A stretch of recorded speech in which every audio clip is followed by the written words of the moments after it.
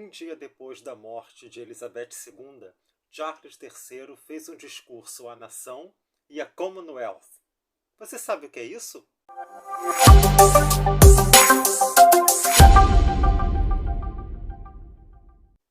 Olá, meu nome é Fernando e seja bem-vindo ao Período Histórico, canal no qual comentamos as notícias do momento à luz da história. Se você gosta desse tipo de conteúdo, se ele faz sentido para você, se inscreva no canal, clica no botão que está aí aparecendo no cantinho da tela para que você não perca os próximos vídeos, beleza? Então, pessoal, vamos conversar um pouquinho sobre isso. Commonwealth. O que será que significa essa expressão? Muita gente que não acompanhava, não tinha interesse mesmo, não buscava informações sobre a monarquia britânica, não tinha lá o universo do Reino Unido no seu interesse. E não tem problema nenhum, nós somos brasileiros, estamos bem distantes daquela realidade, tanto em termos de tradição como também em termos espaciais, geográficos. Mas agora muita coisa tem aí sido noticiado e pode causar um pouco de estranheza para vocês. Então vamos entender um pouquinho o que é essa tal da Commonwealth, ou Comunidade das Nações.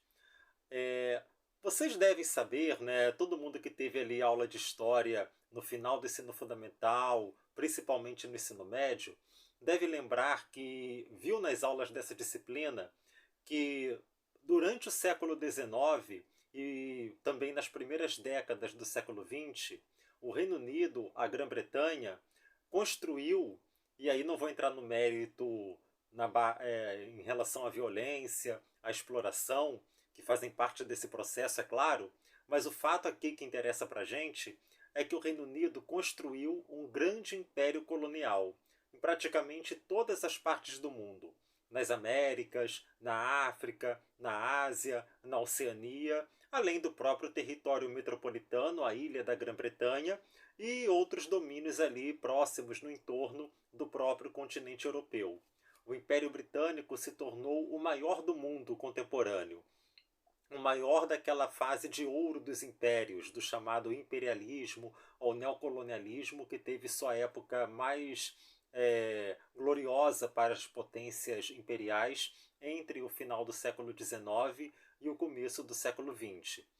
E esse Império Britânico ele começou a se desfazer em termos políticos quando vários desses territórios que eram coloniais passaram a se tornar estados independentes, estados soberanos.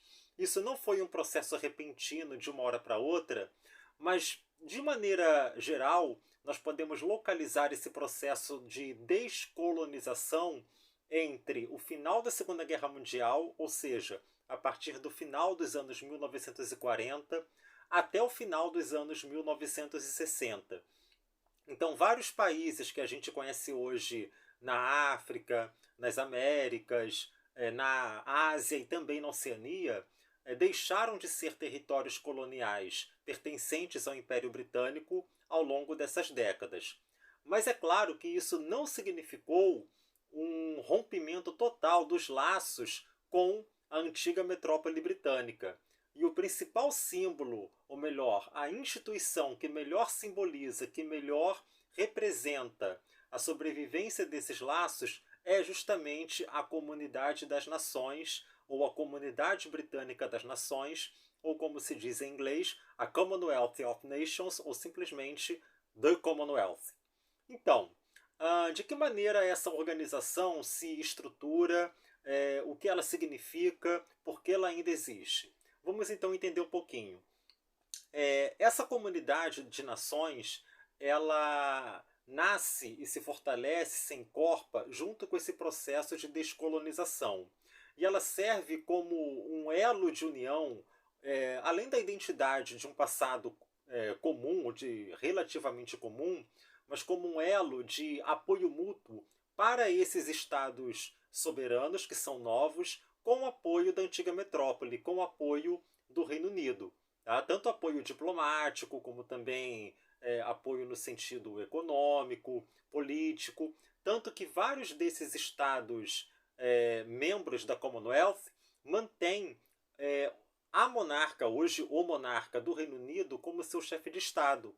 mantém como forma de governo a monarquia parlamentarista, em que o governo desses estados está na mão, é definido pelos cidadãos de cada um desses estados, mas a chefia de estado, que é aquele poder, aquela autoridade majoritariamente simbólica ou representativa, sobrevive com o mesmo monarca do Reino Unido da antiga metrópole.